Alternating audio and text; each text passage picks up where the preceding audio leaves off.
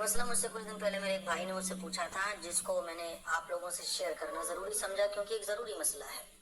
और वो मसला ये है, क्या लेट कर बिस्तर में हम सोने के लिए जाते हैं तो लेट कर कुरान की आयतें वगैरह, दुआएं वगैरह, सोने की दुआएं वगैरह क्या लेट कर बगैर वज़ू के पढ़ सकते हैं?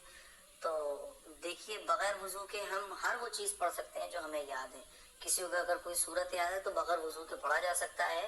कुरान को छूने के लिए वज़ू शर्त है, लेकिन जो चीज़ें हमें याद है हम उनको बगैर वज़ू के पढ़ सकते हैं। बगैर वज़ू के पढ़ने में कोई हर्ज नहीं है। हमेशा हमें कुछ ना कुछ पढ़ते रहना चाहिए, ये अफजल है, बेहतर। दूसरी चीज़ ये, क्या लेट कर बिस्तर पर हम इसको पढ़ सकते हैं? तो जी, लेट कर पढ़ने में भी कोई हर्ज नहीं है।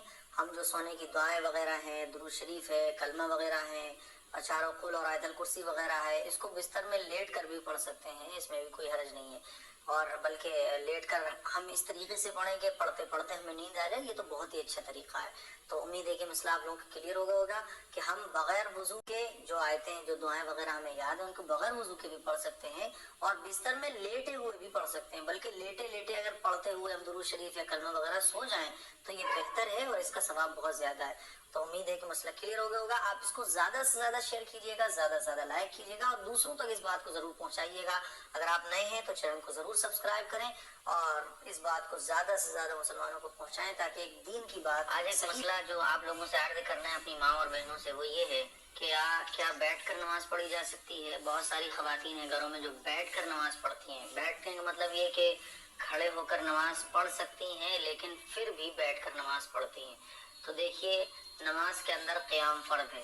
फ़र्ज़ नमाज जो हम पढ़ते हैं, जैसे कि ज़ोहर की 4 रकात, फजर की 2 रकात, असर की 4 रकात, मगरिब की 3 रकात, इशा की 4 रकात, फ़र्ज़ जो नमाज है उसके अंदर क़याम करना फ़र्ज़ है। यानी बग़ैर उज़्र के बैठ कर नमाज पढ़ना, इससे नमाज नहीं होती है।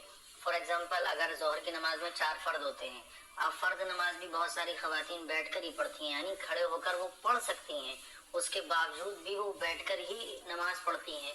तो याद रखिएगा, फ़र्ज़ नमाज के अंदर क़याम करना फ़र्ज़ है। और अगर कोई ताकत के बावजूद, यानी खड़े होने की ताकत थी लेकिन उसके बावजूद वो बैठ के नमाज पढ़ता है या पढ़ती है, तो नमाज नहीं होगी, क्योंकि फ़र्ज़ नमाज के अंदर क़याम करना फ़र्ज़ है।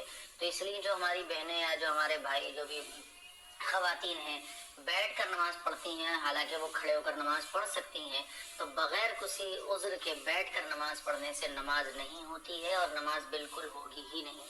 तो इसीलिए इस बात का ख्याल रखें, अगर कोई उज़्र है तो बैठ के नमाज पढ़ने की गुंजाइश है, इजाज़त शरीयत ने दी है।